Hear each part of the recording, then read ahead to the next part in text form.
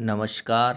सुभाष चंद्र बोस उच्च माध्यमिक विद्यालय सावा की ऑनलाइन क्लासेस में आपका स्वागत है। आज हम विषय केमिस्ट्री का चैप्टर सेकंड सॉल्यूशन पढ़ने जा रहे हैं। पीछे की दो क्लास में हमने सांद्रता को प्रदर्शित करने के लिए मोलरता और मोललता को पढ़ा। आज इसके बाद सांद्रता को हम ppm में भी दर्शा सकते हैं, व्यक्त कर सकते हैं। तो ppm के बारे में आज पढ़ेंगे। ppm फुल फॉर्म क्या होता है? पार्ट्स पर मिलियन। पार्ट माने होता है भाग, पर माने प्रति, और मिलियन माने होता है 10 लाख।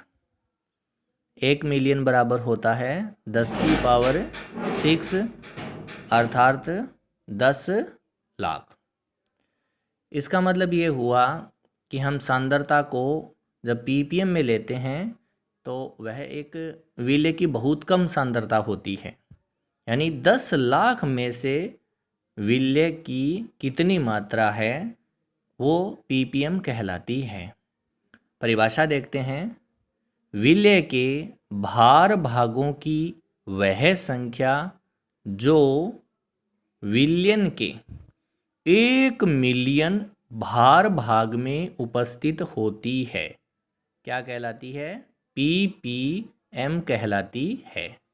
जैसे परसेंटेज माने होता है ना 100 में से 1, उसी प्रकार 10 लाख में से 1 हो तो उसे कहते हैं ppm। ppm का फॉर्मूला क्या हो जाएगा? विलेय का द्रव्यमान अपॉन विलयन का द्रव्यमान, और इसे मल्टीप्लाई कर देंगे 10 की पावर 6 से। इसको अपने और एक्सप्लेन करने के लिए एक न्यूमेरिकल सॉल्व करते हैं।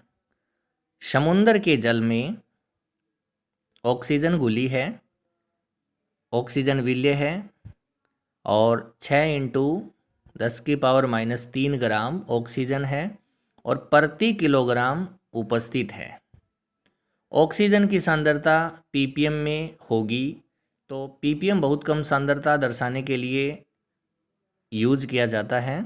तो फॉर्मूला जो हमने अभी ऊपर पढ़ा, ppm बराबर विलेय का द्रव्यमान, तो विलेय की दी गई मात्रा ये है, तो यहाँ रखते हैं अपने 6 × 10 की पावर -3, और प्रति किलोग्राम, 1 किलोग्राम में कितने ग्राम होते हैं?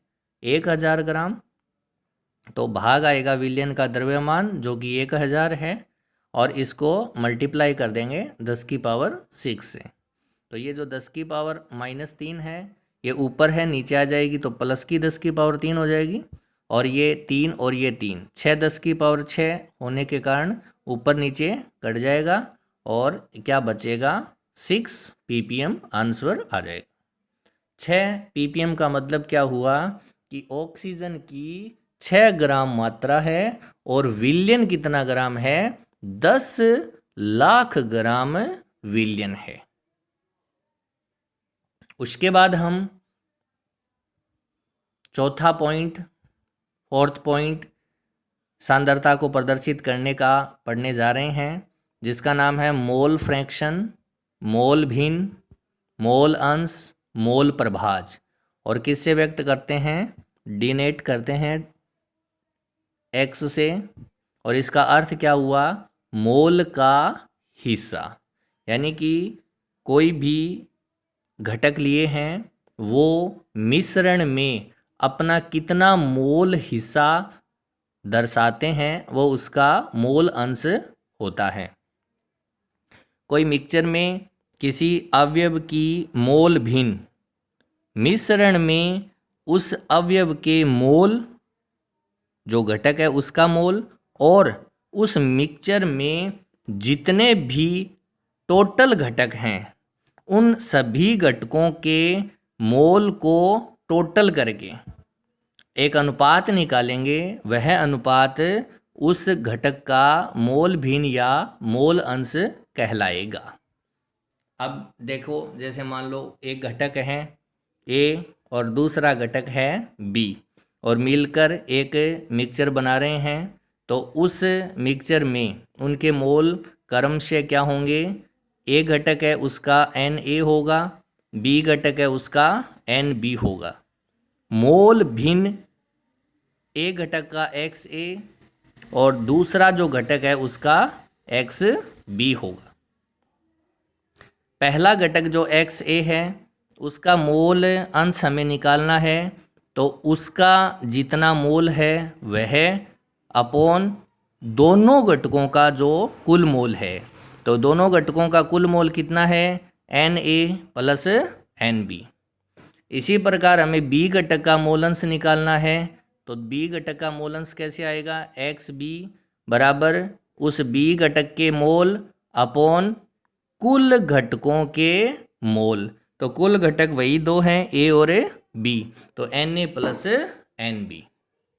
आगे देखते हैं,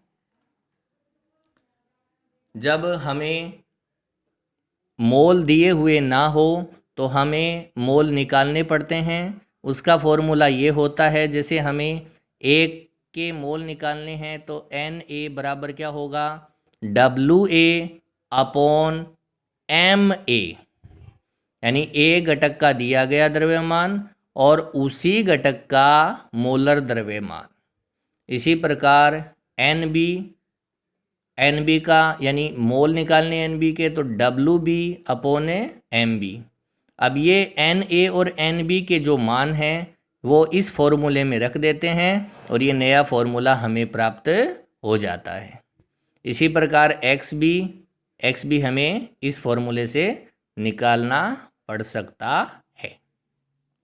अब यहाँ एक नोट, इम्पोर्टेंट बात, कि पहली, मोल भिन्न की कोई भी इकाई नहीं होती है।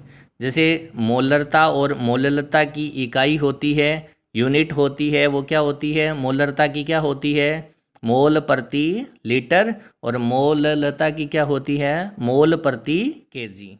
लेकिन मोल भिन्न की कोई भी यूनिट या इकाई नहीं होती है।